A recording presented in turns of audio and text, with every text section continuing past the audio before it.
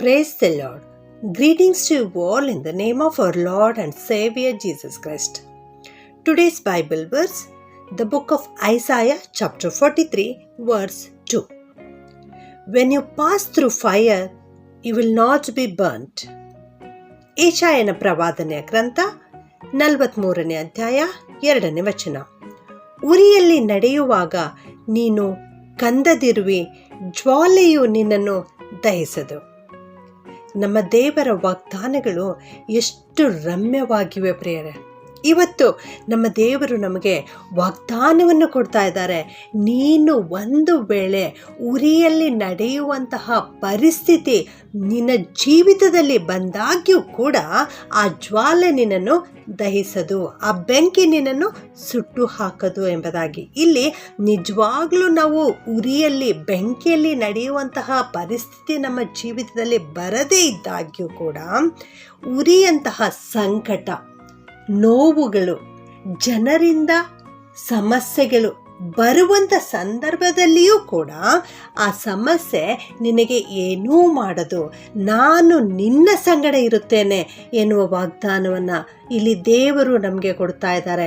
ನಾನು ನಿನ್ನನ್ನು ವಿಮೋಚಿಸುತ್ತೇನೆ ಎನ್ನುವಂಥ ವಾಗ್ದಾನವನ್ನು ದೇವರು ನಮಗೆ ಕೊಡ್ತಾ ಇದ್ದಾರೆ ಪ್ರಿಯರೇ.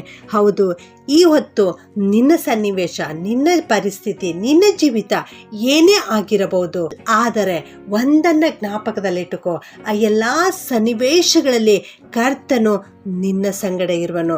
ನಿನ್ನ ಜೀವಿತದಲ್ಲಿ ಉರಿಯಲ್ಲಿ ನಡೆಯುವಂಥ ಸಂದರ್ಭ ಬಂದಾಗ್ಯೂ ಕೂಡ ನೀನು ಕಳವಳ ಪಡಬೇಡ, ನೀನು ಚಿಂತೆ ಪಡಬೇಡ. ಯಾಕೆಂದರೆ ದೇವರು ನಿನ್ನೊಂದಿಗಿದ್ದಾರೆ. ದೇವರು ಇಂದು ನಮಗೆ ಕೊಡುತ್ತಿರೋ ವಾಕ್ಯ, ನೀನು ಉರಿಯಲ್ಲಿ ನಡೆಯುವಾಗ ಎಂಬುದಾಗಿ.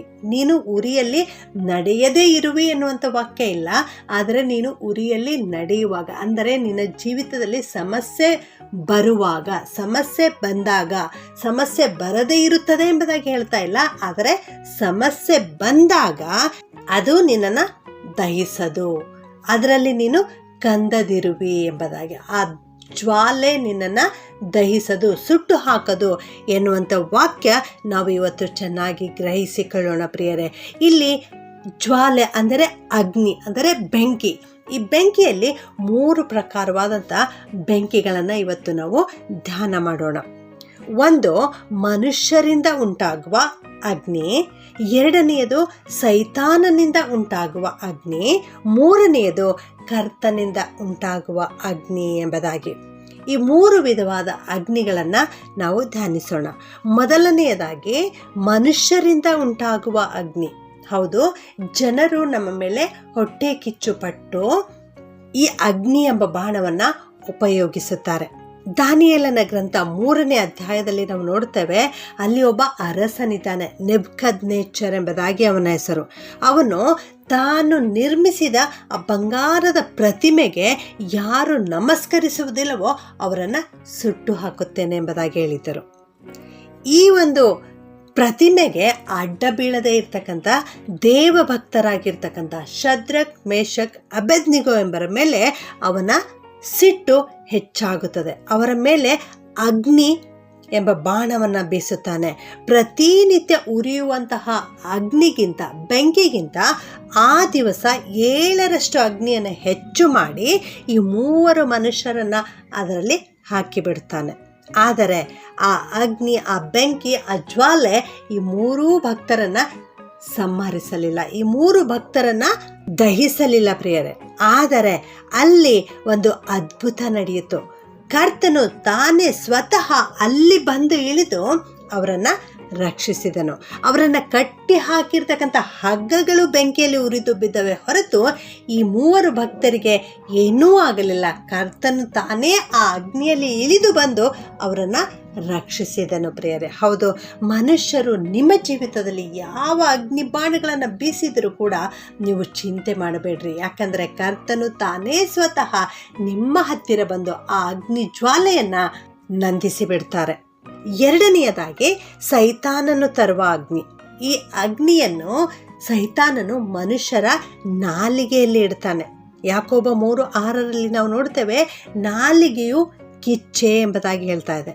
ಈ ನಾಲಿಗೆ ನಮ್ಮ ದೇಹವನ್ನೆಲ್ಲ ಕೆಡಿಸುವಂಥದ್ದಾಗಿದೆ. ನಮಗೇ ತಿಳಿಯದೆ ನಾವು ಮಾತನಾಡುತ್ತೇವೆ, ಕೋಪದಿಂದ ಮಾತುಗಳನ್ನಾಡುತ್ತೇವೆ.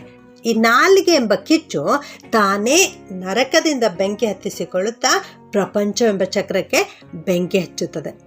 ಇದನ್ನು ಸ್ವಲ್ಪ ಯೋಚನೆ ಮಾಡಿ ನೋಡ್ರಿ. ನರಕದ ಅಗ್ನಿಯಲ್ಲಿ ಹಾಕಲ್ಪಡಲಿಕ್ಕೆ ಸೈತಾನನು ಮನುಷ್ಯರ ನಾಲಿಗೆಯನ್ನೇ ಉಪಯೋಗಿಸ್ತಾ ಇದ್ದಾನೆ. ಕೆಲವರ ನಾಲಿಗೆಗಳು ಪಾತಾಳದ ಅಗ್ನಿಯನ್ನೇ ಇಳಿಸುವಂಥದ್ದಾಗಿದೆ. ಅವರು ಕೋಪದಿಂದ ಕಿಚ್ಚನ್ನೇ ಎಬ್ಬಿಸುತ್ತಾರೆ. ಸ್ವಲ್ಪವೂ ಕೂಡ ಯೋಚನೆ ಮಾಡದೆ ತನ್ನ ಮುಂದಿರುವವರು ಗಾಯ ಹೊಂದುವಂತಹ ಮಾತುಗಳನ್ನು ಆಡ್ತಾರೆ. ಹೌದು, ನನ್ನ ಪ್ರಿಯ ದೇವ ಮಕ್ಕಳೇ, ದುಷ್ಟರು ಕೆಡಕಾದ ಮಾತುಗಳಿಂದ ನಿನ್ನನ್ನು ನೋಯಿಸಲಿಕ್ಕೆ, ನಿನ್ನನ್ನು ನಾಶ ಮಾಡಲಿಕ್ಕೆ, ನಿನ್ನನ್ನು ಅಗ್ನಿಯಲ್ಲಿ ದಹಿಸಲಿಕ್ಕೆ ಪ್ರಯತ್ನ ಮಾಡ್ತಾ ಇದ್ದರೂ ಕೂಡ ಕರ್ತನು ನಿನ್ನನ್ನು ಕಾಪಾಡುತ್ತಾರೆ.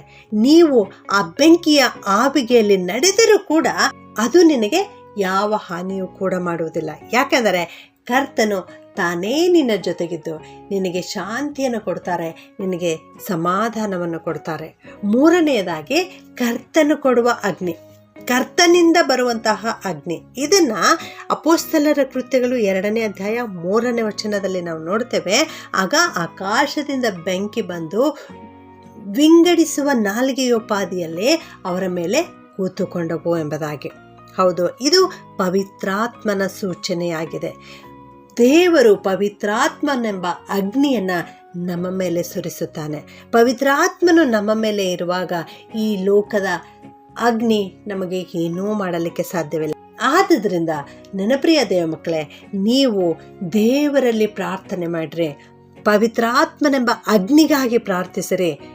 ದೇವರು ನಿಮ್ಮ ಮೇಲೆ ಪರಿಶುದ್ಧಾತ್ಮನನ್ನು ಇಳಿಸುವಾಗ ಈ ಲೋಕದ ಬೆಂಕಿಗೆ ನೀವು ಹೆದರಬೇಡಿರಿ, ಅದು ನಿಮ್ಮನ್ನು ದಹಿಸದು. ಪ್ರಾರ್ಥನೆ ಮಾಡಿಕೊಳ್ಳೋಣ. ಭೂಪರಲೋಕಗಳ ಒಡೆಯನಾಗಿರುವಂಥ ನಮ್ಮ ಪ್ರೀತಿಯ ತಂದೆಯಾದ ದೇವರೇ, ನಿಮಗೆ ಸ್ತೋತ್ರಪ್ಪ. ನೀವು ವಾಗ್ದಾನಗಳನ್ನು ಕೊಟ್ಟು ನೆರವೇರಿಸುತ್ತೀರಿ ಕರ್ತನೆ, ಅದಕ್ಕಾಗಿ ಸ್ತೋತ್ರ. ಇಂದು ನೀವು ಕೊಟ್ಟಿರೋ ವಾಗ್ದಾನದ ವಾಕ್ಯಕ್ಕಾಗಿ ವಂದಿಸ್ತೇವಪ್ಪ. ನೀವು ಉರಿಯಲ್ಲಿ ನಡೆಯುವಾಗಲೂ ಕಂದದಿರುವಿರಿ, ಜ್ವಾಲೆಯು ನಿಮ್ಮನ್ನು ದಹಿಸದು ಎನ್ನುವ ವಾಕ್ಯ ಇವತ್ತು ನಮಗೆ ಕೊಟ್ಟದ್ದಕ್ಕಾಗಿ ಸ್ತೋತ್ರಪ್ಪ. ಇಂದು ನಮ್ಮೆಲ್ಲರ ಜೊತೆಗೆ ನೀನು ಮಾತನಾಡಿದ್ದಕ್ಕಾಗಿ ಸ್ತೋತ್ರ ದೇವರೇ. ಇಂದು ಈ ವಾಕ್ಯ ಕೇಳಿಸಿಕೊಳ್ಳುತ್ತಿರುವ ಪ್ರತಿಯೊಬ್ಬೊಬ್ಬರನ್ನು ಆಶೀರ್ವಾದ ಮಾಡು ಸ್ವಾಮಿ. ಇವರಲ್ಲಿ ಕೂಡ ಅನೇಕರು ಸ್ವಾಮಿ ಇಂಥ ಒಂದು ಅಗ್ನಿಯಲ್ಲಿ ನಡೆಯುತ್ತಾ ಇದ್ದಾರೆ ಸ್ವಾಮಿ. ಇವರ ಜೀವಿತವೇ ನರಕವಾಗಿದೆ ದೇವರೇ.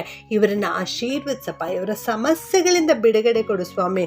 ಇವರು ಜ್ವಾಲೆಯಲ್ಲಿ ನಡೆಯುವಾಗ ದೇವರೇ, ಅದು ಇವರನ್ನು ದಹಿಸದಂತೆ ನೀನು ಕಾಪಾಡು. ಇವರಿಗೆ ಒಳ್ಳೆ ಆರೋಗ್ಯ ಕೊಡು ಕರ್ತನೆ. ಸೈತಾನನ ಅಗ್ನಿ ಬಾಣಗಳಿಂದ ತಪ್ಪಿಸಿ ಕಾಪಾಡು ಸ್ವಾಮಿ. ಮನುಷ್ಯನು ಎಷ್ಟೇ ಅಗ್ನಿ ಬಾಣಗಳನ್ನು ಹಾಕಿದರೂ ಕೂಡ ಅವುಗಳಿಂದ ತಪ್ಪಿಸು ಸ್ವಾಮಿ. ನಿನ್ನ ಅಗ್ನಿ, ನಿನ್ನ ಬೆಂಕಿ, ನಿನ್ನ ಪರಿಶುದ್ಧಾತ್ಮ ನಮ್ಮೆಲ್ಲರ ಮೇಲೆ ಇಳಿದು ಬಂದು ದೇವರೇ, ನಾವೆಲ್ಲರೂ ನಿನ್ನನ್ನೇ ಅಂಟಿಕೊಂಡು ಜೀವಿಸಲಿಕ್ಕೆ ಕೃಪೆ ಮಾಡಿ ನಡೆಸಬೇಕಾಗಿ ಯೇಸುವಿನ ನಾಮದಲ್ಲಿ ಬೇಡುತ್ತೇನೆ ತಂದೆಯೇ. ಆಮೆನ್.